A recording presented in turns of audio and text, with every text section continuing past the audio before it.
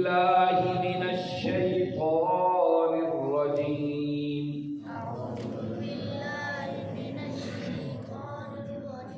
بسم الله الرحمن الرحيم. وهذا كتاب أنزلناه مبارك مصدق الذي بين يديه ولتنذر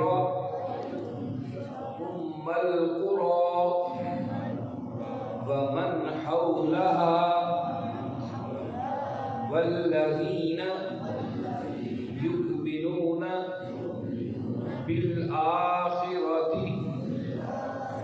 يؤمنون به وهم على صلاتهم يحافظون. ومن أظلم ممن افترى على الله كذبا أو قال أوحي إلي ولم يوحى إليه شيء. ومن قال سأنزل مثل ما أنزل الله ولو ترى إذ الظالمون في غمرات الموت والملائكة باسطوا أيديهم أخرجوا أنفسكم اليوم تجزون عذاب الهون بما كنتم تقولون على الله غير الحق وكنتم عن آياته تستكبرون. ولقد جئتمونا فرادا كما خلقناكم أول مرة وتركتم ما خولناكم وراء ظهورهم وما نرى معكم شفعاءكم الذين زعمتم أنهم فيكم شركاء لقد تقطع بينكم وضل عنكم ما كنتم تزعمون. صدق اللہ. عزیز ساتھیو، تمام حمد و ثنا، تعریف و توصیف اس رحیم و کریم رب کے لیے جس نے آپ اور ہمیں اپنے گھر میں بیٹھنے اور اپنے کلام کو سننے کا موقع اور توفیق بخشی. اس کے بعد لاکھوں کروڑوں درود و سلام اس نبی مہربان پر جنہوں نے اللہ رب العزت سے حق کو پا کر ہم تک حق پہنچانے کا حق ادا کر دیا. عزیز ساتھیو، 7واں پارہ ہے، سورۃ الانعام ہے، اور سورۃ الانعام کی ہم نے 91 آیات پڑھ لی. گزشتہ آیات بینات میں ہم یہ پڑھ اور سن آئے کہ اللہ رب العزت نے فرمایا، او مکہ کے لوگوں سنو، ہم نے ابراہیم علیہ الصلوۃ والتسلیم کی نسل کو پاکیزہ اور مطہر بنایا، انہیں نبوت کے منصب پر سرفراز کیا۔ اگر اتنی عظمت والے انبیاء بھی اس راستے کو اختیار کرتے جو تم مکہ کی سرزمین پر اختیار کیے ہوئے ہو، ہم انہیں بھی ان کے سارے نیکیوں کے سارے خیر کے عمل ان کے قابل کرتے تھے۔ ہم نے ہر نبی کو کتاب بھی دی تھی اور احکامات بھی دیے تھے اور نبوت بھی دی تھی۔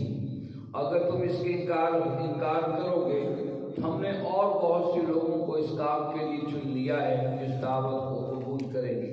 اور ساتھ ہی فرمایا میرے محبوب کہہ دیجیے میں صبح اور شام تمہیں اللہ کا پیغام سنا رہا ہوں، اس پیغام کے سنانے پر میں تم سے کوئی اجر نہیں مانگتا ہوں۔ اور اس کے بعد فرمایا دیکھیے کیسے عجیب لوگ ہیں کہ یہ قومیں جو کہتے ہیں کہ کتاب نازل نہیں ہوئی، وہ جو کتاب موسیٰ علیہ السلام پر نازل ہوئی اس میں نور بھی تھا اور ہدایت بھی، وہ کون سی کتاب تھی جس کو آج ان کے ماننے والوں نے یہودیوں نے اس کو صفحہ صفحہ کر دیا ہے اور تھوڑی سی باتوں کو ظاہر کرتے ہیں اور اکثر کو چھپا جاتے ہیں۔ یہ سب کچھ کیا ہے تمہارے سامنے موجود ہے، اور انہوں نے اس دین کو کھیل اور تماشا بنا لیا ہے۔ یہ تھی گزشتہ آیات۔ آج کا سبق آیت نمبر 92 سے شروع ہوتا ہے۔ آئیے دیکھیے اس میں اللہ رب العزت نے ہمارے لیے کون سی اہم باتیں رکھی۔ فرمایا اعوذ باللہ من الشیطان الرجیم اور یہ کتاب انزلناہ ہم نے نازل کی ہے، مبارک برکت والی، مصدق تصدیق کرنے والی، الذی بین یدیہ جو پہلے سے موجود ہے ان کے پاس، وَلِتُنذِرَ تاکہ تم ڈراؤ ام القریٰ والوں کو، ومن حولها اور اس کے گرد و نواح کے رہنے والوں کو، والذین یؤمنون جو ایمان لائے ہیں بالآخر آخرت پر، یؤمنون بہ اور اس کتاب پر ایمان لائے ہیں، وہم علی صلاتہم یحافظون وہ اپنی نمازوں کی حفاظت کرنے والے ہیں۔ گزشتہ آیات بینات میں یہ بات بتائی تھی جب لوگ اعتراض کر رہے تھے کہ کسی بشر کے اوپر تو کوئی اللہ نازل نہیں کر سکتا ہے، تو اللہ رب العزت نے مثال دی کہ موسیٰ صلی اللہ علیہ وسلم انسان ہی تھے اور اوپر جو کتاب نازل ہوئی وہ تورات تھی۔ اب یہاں بتایا جا رہا ہے اسی طریقے سے یہ کتاب وہذا کتاب، یہ کتاب جو تمہارے سامنے موجود ہے پڑھی جا رہی ہے، انزلناہ اس کو بھی اسی رب نے ہی نازل کیا، اور اس کتاب کی خاصیت کے مبارکن یہ برکتوں والی کتاب ہے، اس کی برکتیں وسیع ہیں، اس کے پڑھنے سے بھی برکت ہے، اس پر عمل کرنے سے بھی برکت ہے۔ یہ ایسی مبارک کتاب ہے جو دنیا کے اندر انسانی زندگی کے اصول و ضوابط طے کرتی ہے۔ اور پھر قرآن نے ایک بات یہ کہی کہ جو برکتیں ہیں یہ صرف مسلمانوں کے لیے نہیں ہیں، دنیا انسانیت کے جو لوگ بھی اس قرآن پر عمل کرنے کا تہیہ کریں گے یہ برکت انہی کے ساتھ موجود رہے گی۔ اس سے یہ نہیں ہے صرف مسلمان اس پر عمل کریں گے تو نہیں، قرآن نے جو اس صحیح اصول انسانی زندگی کے اور اجتماعی زندگی کے جو بھی بتائے ہیں ان میں برکتیں آپ دیکھ لیجیے کہ میں نے پہلے بھی کہتا ہوں کہ برطانیہ کے اندر وہاں پر لوگ کہتے اتنا امن و امان ہے، یہ ہے اور وہ ہے، وہ کیسے ہے؟ ان لوگوں نے اپنے قانون کو قرآن و سنت سے اخذ کر کے جو پولیس کا قانون ہے اسے عمر لاز کہتے ہیں۔ جب انہوں نے اس قانون کو جو اللہ اور اس کے رسول کے کہنے کے مطابق عمر فاروق رضی اللہ تعالیٰ نے اپنے نظام حکومت میں طے کر دیا تھا، اس کو 1400 سال کے بعد اگر ایک کافر قوم بھی اپنائے گی اللہ اس کی برکتوں کو وہاں پر بھی ضائع نہیں کرے۔ قرآن نے کہا سود کی حرمت کے حوالے سے دیکھیے جاپان ہیروشیما اور ناگاساکی کے 2 اہم حملوں کے بعد تباہی کا ایسا شکار ہوا کہ وہاں آج بھی اس کے اثرات، اس ایٹم بم کے اثرات موجود ہیں۔ لیکن اس کے بعد جب وہ تباہ ہونے کے بعد جب وہ اسٹینڈ اپ ہونا چاہتے تھے ان لوگوں نے کہا کیا کیا جائے، دنیا کے مذاہب کا اور دنیا کے معیشت کا مطالعہ کیا، انہوں نے کہا جو قرآن مسلمانوں کی کتاب ہے یہ معیشت کو کہتی ہے اگر سود سے پاک کر دیا جائے تو معیشتیں اپنے قدموں پر کھڑا ہو سکتی ہیں۔ آج واحد ملک جاپان ہے جو گرنے کے باوجود دنیا میں ایسے کھڑا ہوا۔ آپ سب ہم جانتے ہیں کہ چائنا نے آ کر جاپان کی جو ہے مارکیٹ کو ہٹ کر دیا، لیکن اس سے پہلے اکثر لوگ جب میڈ ان جاپان چیزوں کو پسند کرتے تھے، چاہے وہ بائک ہوتی تھی یا گھر کے تمام چیزوں ضروریت کی چیزیں ہوتی تھیں، میڈ ان جاپان کو لوگ وصول کرتے تھے۔ ان لوگوں نے کافر ہونے کے باوجود، غیر مسلم ہونے کے باوجود ان لوگوں نے سود کا خاتمہ کیا، ان کی معیشت ترقی کر رہی۔ تو قرآن کا مبارک، یہ جو ہم کتاب نازل کر رہے ہیں یہ برکتوں والی ہے۔ چاہیے تو یہ کہ مسلمان اس کی برکتوں سے فیض یاب ہوں۔ اگر وہ نہیں ہوں گے تو جو بھی دنیا انسانیت کے اندر انسانوں میں سے اس کتاب کو فالو کرے گا وہ اس کی برکتوں کو دیکھ لے گا۔ اگرچہ آخرت میں حصہ سے پہلے ایمان کا ہے۔ مصدق الذین بین یدیہ، اور اس کتاب کی دوسری خاصیت یہ ہے کہ کوئی نئی کتاب نہیں ہے۔ یہ تورات، انجیل، زبور جو پہلی کتابیں آئی تھیں ان کی تصدیق کرنے والی ہے کہ وہ خیر کی کتابیں تھیں، خیر کے لمبردار لے کر آئے تھے اور معاشروں میں خیر کو پھیلانے کے لیے لے کر آئے تھے، ان کی تصدیق کرنے والی۔ اس کی کتاب کی ماضی کے لوگوں سے کوئی دشمنی نہیں ہے۔ وَلِتُنذِرَ أُمَّ الْقُرَىٰ، اور اے میرے محبوب یہ تیسری صفت بتائی کہ اس کتاب کی صفت یہ ہے آپ اس کو ڈرائیے ام القریٰ کے لوگوں۔ ام کہتے ہیں ماں کو اور قریٰ کہتے ہیں، یہ جمع ہے قریہ، قریہ کہتے ہیں بستی کو، اس کی جمع ہے قریٰ، یعنی بستیوں کی ماں۔ ام القریٰ یہ مکہ کا نام ہے، اسے بستیوں کی ماں کہا جاتا تھا۔ اس کو بستیوں کے ماں اس لیے کہا گیا کہ عرب کے جتنا بھی وسیع خطہ ہے ان سب کا تعلق اس گھر سے اور اس مکہ سے جڑا ہوا تھا، چاہے ان کا معاشی معاملات ہوں یا مذہبی معاملات، وہ سب کسی نہ کسی طریقے سے اس سے جڑے ہوئے تھے، اس لیے اس کو ام القریٰ کہا گیا۔ ام کا ایک اور معنی بھی ہے، ایک معنی اس کا ماں ہے، دوسرا معنی ام کا معنی جڑ ہے۔ ام القریٰ بستیوں کی جڑ، اور یہ بات آج بھی یہ بات پایا ثبوت کو پہنچی کہ دنیا کا جو مرکز ہے وہ یہی مرکز خانہ کعبہ اور جہاں پر جو مکہ ہے یہی ہے۔ ام القریٰ ومن حولہا، اور جو اس کے گرد رہنے والے ہیں، گویا کہ بتایا گیا یہ پیغام مکہ سے جو اٹھا ہے ومن حولہا، اس کے گرد پوری دنیا گھیرے میں آئی ہوئی ہے، تو پوری دنیا کے لوگوں کو اس قرآن سے ڈرانا ہے۔ والذین یؤمنون بالآخرہ، اور اس کو قبول کرنے والے لوگ عام مالا پرست دولت کے پجاری نہیں ہیں، ان کے ماننے والے قبول کرنے والے وہ ہیں جو آخرت پر یقین رکھتے ہیں۔ آخرت کا یقین ایسا یقین ہے جو انسان کی عملی زندگی پر اثر ڈالتا ہے۔ دنیا کے کوئی بھی برا کام کرنے لگے گا، جب آخرت کا تصور اس کے دماغ میں آئے گا وہ ان برے کاموں سے چھوٹ جائے گا، بچ جائے گا، اسے پتہ ہے یہ رب کے سامنے حاضر ہو جائے کہ اس کتاب کو ماننے والے عام لوگ نہیں ہیں، دولت کے پجاری نہیں ہیں، مادیت کے پیچھے دوڑنے والے نہیں ہیں، کسی مخصوص عزموں کے ماننے والے نہیں ہیں، وہ صرف آخرت کے تصور رکھنے والے ہیں۔ وَيُؤْمِنُونَ بِهِ، اور اس قرآن پر یقین رکھتے ہیں۔ وَهُمْ عَلَىٰ صَلَاتِهِمْ يُحَافِظُونَ، میں نماز کا ذکر کر کے بتا دیا کہ نماز وہ واحد ذریعہ ہے جو بندے اور رب کے درمیان ایک تعلق کو مضبوط کرتا ہے۔ دوسرے معنوں بتایا کہ وہ ایسی کتاب کے ماننے والے ایسے لوگ ہیں جو اپنے رب کے ساتھ بھی تعلق کو مضبوط کرتے ہیں نمازوں کی شکل کے اندر۔ اس لیے نماز کی بڑی اہمیت آئی ہے۔ اس لیے فرمایا پہلا سوال جو میدان حشر میں پوچھا جائے گا وہ نماز کے متعلق ہو۔ کیوں؟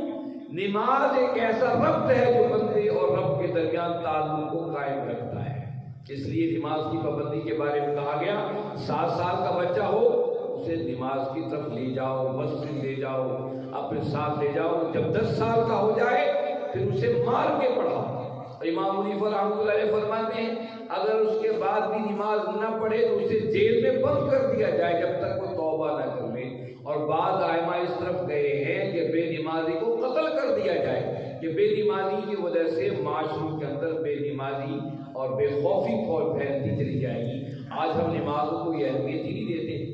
ومن اظلم ممن افترى، اور کون شخص اس سے ظالم ہو سکتا ہے ممن افترى، جو جھوٹ الزام لگاتا ہے علی اللہ کاذبا، اللہ پر جھوٹا، او قال اوحی الی، اور وہ کہتا ہے اوحی الی کہ میری طرف بھی وحی کی گئی، ولم یوحا جبکہ وحی نہیں کی گئی الیہ اس کی طرف شیئا کچھ بھی، ومن قال، اور جو کہتا ہے سأنزل مثل ما انزل اللہ کہ میں ایسا ہی نازل کر سکتا ہوں جیسا ہی نازل ہو رہا ہے، ولو تری، کاش آپ دیکھتے اذ الظالمون، اس وقت جب ظالموں کی فی غمرات الموت، جب ان کی موت کی تکلیف اور موت کے معاملات کے اندر وہ مشغول ہوں، والملائکۃ، فرشتے باسطوا ایدیہم، اپنے بازو پھیلائے ان کی طرف کہہ رہے ہیں اخرجوا انفسکم، اب نکالو تم اپنی جان خود، الیوم تجزون،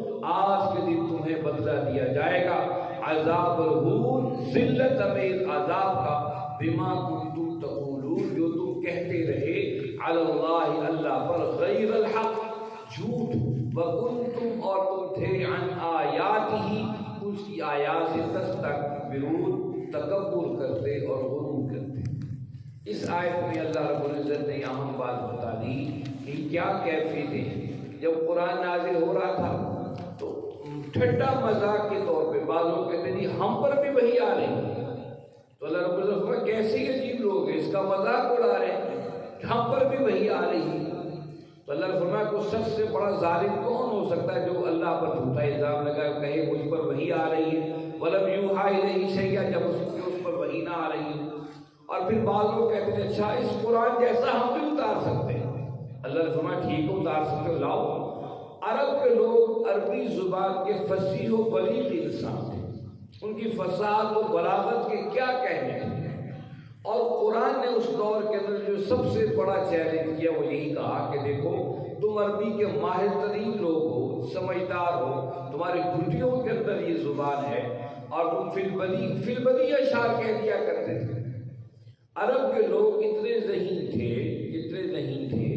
کہ اسلام کے بعد کی بات ہے، متنبی ایک شخص پیدا ہوا ہے، متنبی بہت بڑا شاعر تھا، اس متنبی کی شاعری بطور عربی ادب مدارس کے اندر پڑھائی جاتی ہے، اور وہ شعر کہتا ہے۔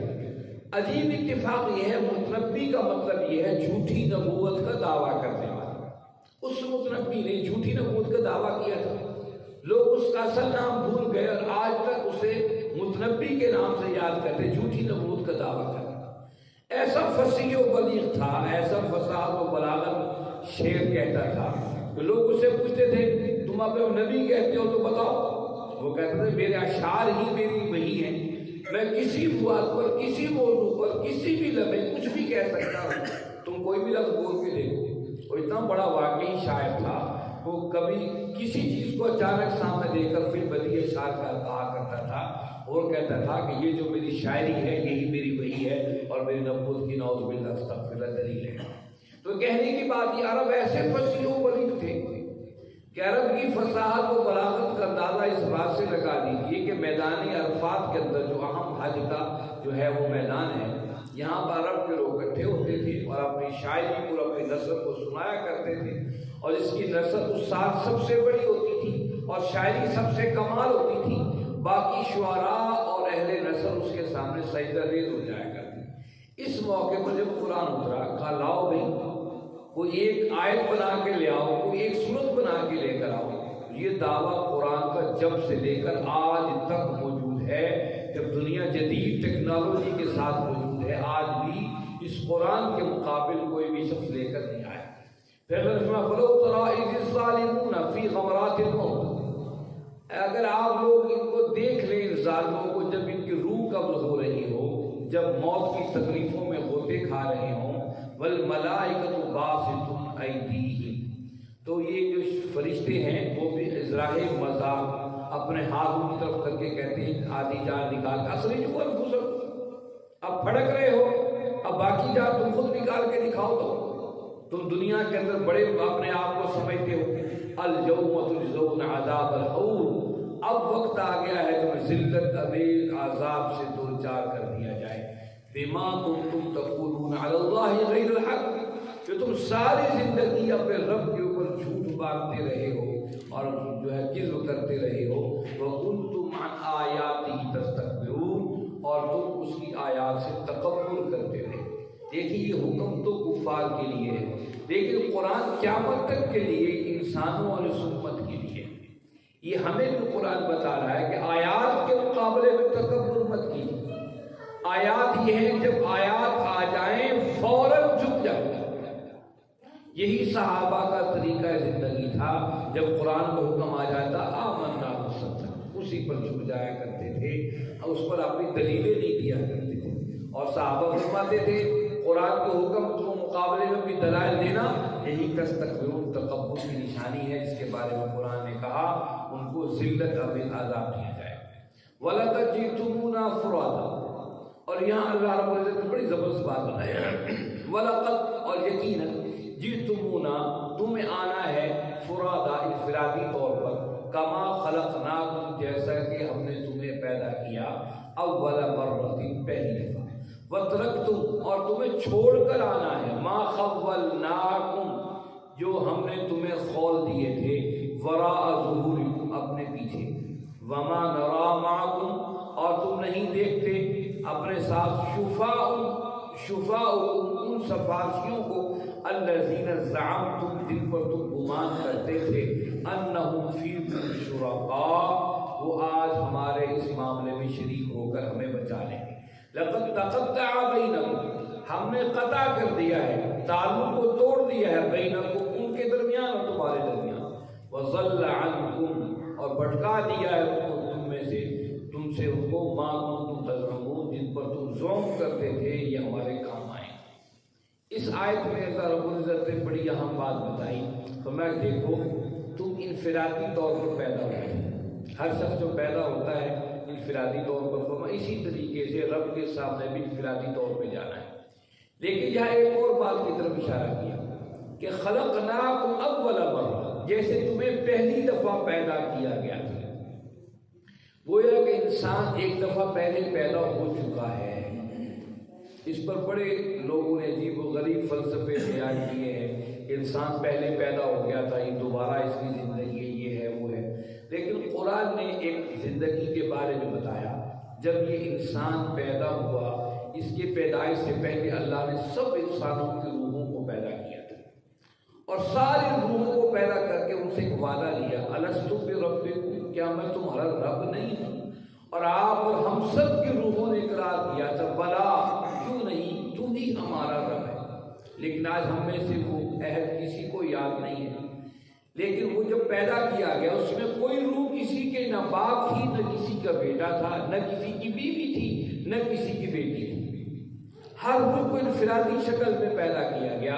اسی طرف اللہ رب العزت نے اشارہ کیا، وَلَقَدْ جِئْتُمُونَا فُرَادًا، تم سب کو انفرادی طور پر رب کے سامنے آنا ہے، کما خلقناکم اول مرہ، جس نے پہلی دفعہ تمہیں پیدا کیا تھا، تم میں سے کوئی کسی کا بیٹا اور بھائی اور بیوی اور کسی کے بچے نہیں تھے، روحیں تھیں۔ پھر جب روحوں دنیا کے اندر آئیں، انہیں انسانی جسم مل گیا، پھر وہ کسی کے باپ تھا، کسی کی بیٹی، کسی کی بہن، کسی کی ماں، اور کسی کا چچا اور کسی کا بھائی۔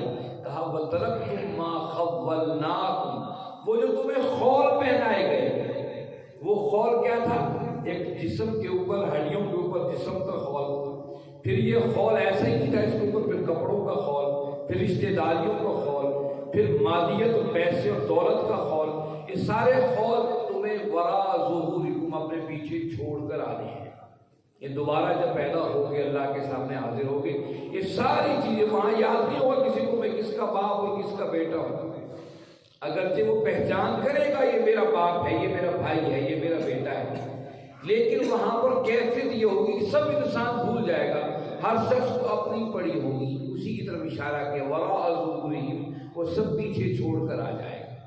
وما نرا معکم شفعاءکم الذین زعمتم، اللہ کہے گا میں تو نہیں دیکھتا تمہارے ساتھ ان سفارشیوں کو دنیا میں، جن کو تم اپنا سفارشی بنائے بیٹھے تھے، یہ ہماری سفارشیں کر لیں گے، یہ ہمارا ہاتھ پکڑ کر ہمیں بھاگم بھاگ جنت کے راستے پر لے جائے گا۔ وما نرا، اللہ نے فرمایا میں تو نہیں، ہم تو نہیں دیکھتے تمہارے ساتھ، شفعاءکم الذین زعمتم، ان سفارشیوں کو جن پر تمہیں بڑا ظلم تھا، انہم فیکم شرکاء، کہ وہ تمہارے شریک کار ہوں گے آخری وقت تک، اور تمہارے ہاتھ پکڑ کر جنت میں لے جائے۔ کہاں ہیں وہ؟ لقد تقطع بینکم، آج ان کے اور تمہارے درمیان قطع کر دیا گیا ہے، تمہیں آپ تعلق کو توڑ دیا گیا ہے، وضل عنکم ما کنتم تزعمون، اور تم سے ان کو بھٹکا دیا گیا ہے وہ جن پر تم گمان کرتے تھے یہ ہمیں سفارشی بنیں گے اور ہمیں لے جائیں گے۔ یہاں ہمیں آیات میں بتا دیا کہ وہ جو دنیا میں ہم نے ٹیکیں بنا رکھی ہیں یہ ٹیک کسی کام نہیں آئے گی. سفارشی وہاں وہی ہوں گے جنہیں اللہ اجازت دیں گے، اور وہ اجازتیں دی ہیں. انبیاء کو سفارش کا اختیار ہوگا لیکن اللہ اختیار وہاں پر دے گا. حفاظ کو اختیار ہوگا اپنے خاندان میں سے 7 افراد کو جنت میں لے جائیں.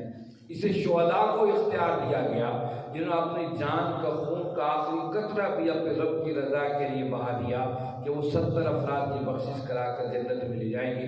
لیکن سفارش انہیں کی ہوگی جو سفارش کے قابل ہو. یہ نہیں کہ کوئی بھاگم بھاگ جنت میں چلا جائے گا کہ جیسے ہی الٹے سیدھے ہاتھ پکڑ کر جنت میں لے جائیں گے.